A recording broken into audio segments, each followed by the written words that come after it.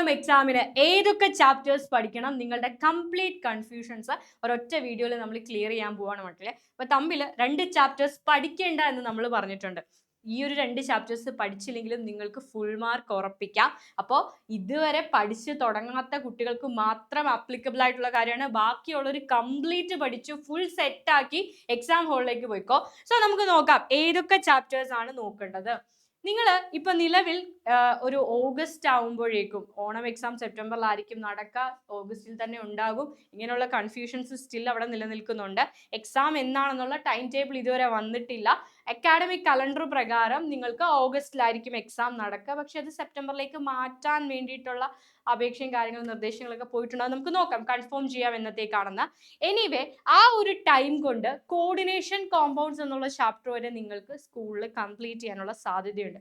എന്നാൽ ഈ coordination compound എന്നുള്ള ചാപ്റ്റർ ഓണം എക്സാമിന് ഉണ്ടാവില്ല.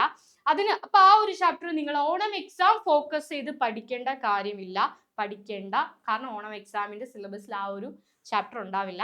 അതിനു മുൻപുള്ള D and F block elements വരെയുള്ള ചാപ്റ്റർ ആണ് നിലവിൽ ഇത്രയും നാൾ ഓണം എക്സാമിന് ഈ 4 ചാപ്റ്റേഴ്സ് മാത്രമാണ് ഓണം എക്സാമിന് വന്നിട്ടുള്ളത്.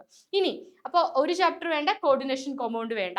അടുത്തൊരു കാര്യം എന്ന് പറയുന്നത്, ഈ 4 ചാപ്റ്ററിൽ 3 ചാപ്റ്റർ വൃത്തിയായിട്ട് പഠിച്ചാൽ തന്നെ നിങ്ങൾക്ക് ഫുൾ മാർക്ക് ഉറപ്പിക്കാം. നമ്മളൊരു അപ്രോക്സിമേറ്റ് ആയിട്ടുള്ള ഒരു വെയിറ്റേജ് ആണ് ഈ കൊടുത്തിരിക്കുന്നത്.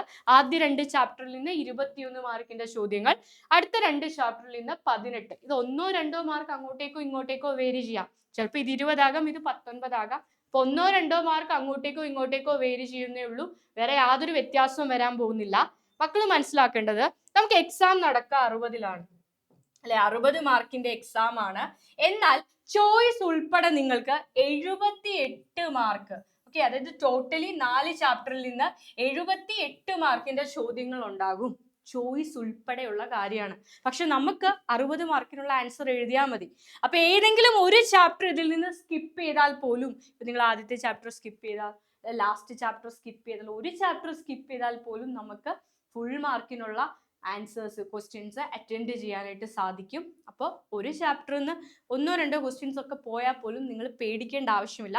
ചോയ്സ് ഉൾപ്പെടെ ഒരു 78 മാർക്ക് നമുക്ക് കിട്ടും. അപ്പോൾ 18 മാർക്ക് വെയിറ്റേജ് വരുന്ന ഒരു ചാപ്റ്റർ സ്കിപ്പ് ആയാൽ പോലും നമുക്ക് ഫുൾ മാർക്ക് കിട്ടും. പക്ഷെ സ്കിപ്പ് ചെയ്യാൻ നിൽക്കരുത്, നമുക്ക് സമയമുണ്ട്, ടൈം നമ്മുടെ മുന്നിൽ കിടപ്പുണ്ട്. എല്ലാ ചാപ്റ്റേഴ്സും തന്നെ പഠിക്കാനായിട്ട് ശ്രമിക്കുക. പക്ഷെ പഠിക്കുമ്പോൾ വീണ്ടും പറയാണ്, ആ 3 ചാപ്റ്റർ നല്ല വൃത്തിയായിട്ട് ക്ലീൻ ആയിട്ട് പഠിക്കുക.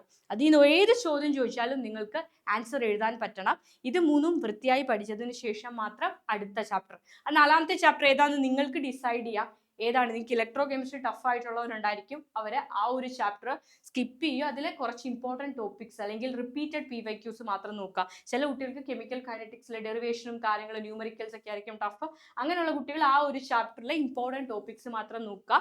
ആ ഒരു ചാപ്റ്ററിൽ നിന്ന് കുറച്ച് മാർക്ക് മിസ്സായാൽ പോലും നമുക്ക് ഫുൾ മാർക്ക് ഉറപ്പിക്കാൻ സാധിക്കും. അപ്പോൾ ഈ 4 ചാപ്റ്ററുകളായിരിക്കും ഓണം എക്സാമിന്റെ സിലബസ് നിങ്ങൾക്ക് ഉണ്ടാവുക. ടൈം ടേബിൾ വന്നാൽ ഉടനെ നമുക്ക് അറിയിക്കുന്നതായിരിക്കും. നിങ്ങൾക്ക് ഏതെങ്കിലും ടോപ്പിക്സ് ഒക്കെ ഡിഫിക്കൽട്ട് ആണെങ്കിൽ ആ ഒരു ടോപ്പിക്സ് കമന്റ് ബോക്സിൽ കമന്റ് ചെയ്യുക. നമ്മൾ ആ ടോപ്പിക്ക് നിങ്ങൾക്ക് ക്ലാസ് എടുത്ത് തരുന്നതായിരിക്കും. അപ്പോൾ ഓൾ ദി വെരി ബെസ്റ്റ് മക്കളെ, ബൈ.